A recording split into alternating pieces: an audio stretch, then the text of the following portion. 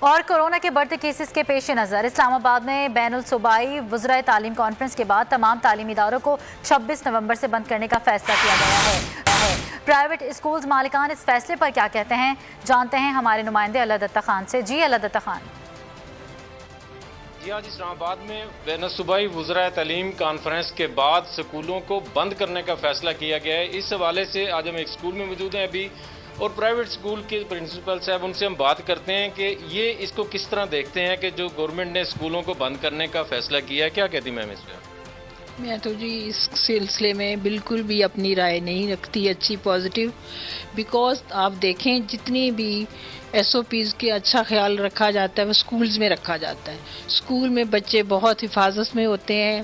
آپ دیکھیں مثال کے طور پہ آپ اپنے بچوں کو کبھی اپنے ریلیٹیوز کے گھر بھی بھیجیں گے تو آپ بہت ٹائم ان کو چیک کریں گے کہ وہ سیفٹی میں ہیں یا نہیں ہیں، لیکن اسکول میں پیرنٹس بچوں کو بھیج کر بالکل ریلیکس ہوتے ہیں۔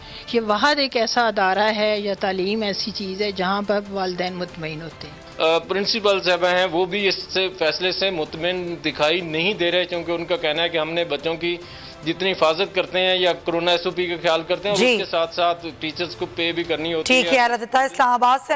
اور کورونا کے بڑھتے کیسز کے پیش نظر اسلام آباد میں بین الصوبائی وزرائے تعلیم کانفرنس کے بعد تمام تعلیمی اداروں کو 26 نومبر سے بند کرنے کا فیصلہ کیا گیا ہے۔ پرائیویٹ اسکولز مالکان اس فیصلے پر کیا کہتے ہیں، جانتے ہیں ہمارے نمائندے اللہ دتہ خان سے۔ جی اللہ دتہ خان۔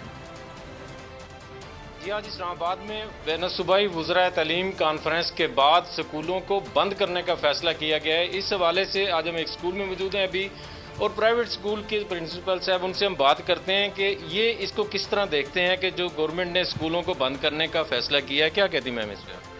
میں تو جی اس سلسلے میں بالکل بھی اپنی رائے نہیں رکھتی اچھی پازیٹیو، بیکاز آپ دیکھیں جتنی بھی ایس او پیز کے اچھا خیال رکھا جاتا ہے وہ اسکولز میں رکھا جاتا ہے۔ اسکول میں بچے بہت حفاظت میں ہوتے ہیں۔